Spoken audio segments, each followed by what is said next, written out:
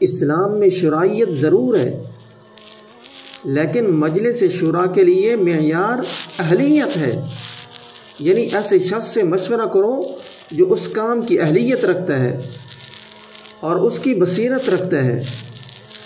اسلام کی شرائط اور موجودہ مغربی جمہوریت میں یہی بڑا فرق ہے کہ جمہوریت میں اکثریت کی بنیاد پر فیصلے ہوتے ہیں، جبکہ قرآن کریم کے اندر اللہ کریم فرماتے ہیں وَإِن تُطِعْ أَكْثَرَ مَنْ فِي الْأَرْضِ يُضِلُّوكَ عَنْ سَبِيلِ اللَّهِ، کہ اگر آپ زمین کے رہنے والوں میں سے اکثر کی اتباع کرو گے تو وہ اللہ کے راستے سے تم کو گمراہ کر دیں گے۔ لہذا جب کسی کے پاس مشورہ کے لیے جاؤ تو پہلے یہ دیکھو کہ اس شخص کو اس معاملے میں بصیرت بھی حاصل ہے کہ نہیں۔ مثال کے طور پر بعض لوگ مجھ سے مشورہ کرتے ہیں کہ فلاں بیماری میں مبتلا ہوں، آپ مشورہ دیجئے کہ کس طرح اس بیماری کا علاج کراؤں اور کس سے کراؤں۔ اب میں اس بیماری کو اور اس کے علاج کو کیا جانوں؟ کسی طبیب اور کسی ڈاکٹر کے پاس جاؤ نا بھائی جان۔ اگر اس بارے میں مجھ سے مشورہ کرو گے تو اس سے کیا حاصل ہوگا؟ جو شخص وہ کام جانتا نہ ہو تو وہ اس کے بارے میں کیا مشورہ دے گا؟ یاد رکھیے، مشورہ ہمیشہ اس شخص سے لو جو اس کام کا اہل ہو۔ بہرحال مشورہ کے لیے سب سے پہلا کام صحیح آدمی کی تلاش ہے۔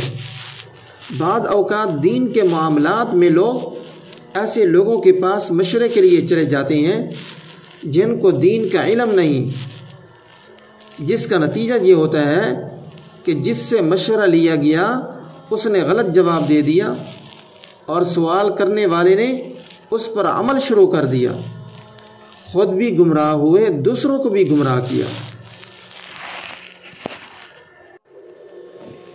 مشورہ میں سب سے پہلا کام یہ ہے کہ جس سے مشورہ لیا جا رہا ہے اس کے بارے میں معلومات حاصل کرو۔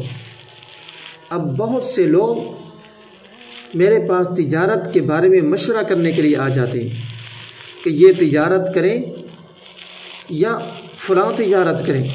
اب مجھے کیا معلوم کہ تجارت کیا ہوتی ہے اور کس کے لیے کون سی تجارت مفید ہے؟ لہذا مشورہ کرنے سے پہلے اس کے اندر اہلیت دیکھو کہ یہ شخص اس بارے میں مشورہ دینے کا اہل ہے یا نہیں۔ اگر انجینئرنگ کا کوئی کام ہو اور وہ مشورہ کرنے کے لیے ڈاکٹر کے پاس چلا جائے، اور جب ڈاکٹر کوئی بیمار ہو جائے اور جب گھر میں کوئی بیمار ہو جائے تو اس کے بارے میں مشورہ کرنے کے لیے انجینئر کے پاس چلا جائے، اب بتائیے وہ شخص احمق ہوگا کہ نہیں؟ اسی طرح جب دین کے معاملات میں کسی سے مشورہ لینے کے لیے چلے جاؤ تو پہلے یہ دیکھو کہ جس سے مشورہ لے رہا ہوں وہ مستند عالم دین بھی ہے کہ نہیں۔ آج ہمارا پورا کا پورا معاشرہ اس گمراہی کے اندر مبتلا ہے کہ دین کے معاملات کے بارے میں معلومات حاصل کرنے اور مشورے کے لیے ایسے لوگوں کے پاس چلے جاتے ہیں جن کے پاس دین کا کما حق و علم ہی نہیں ہوتا۔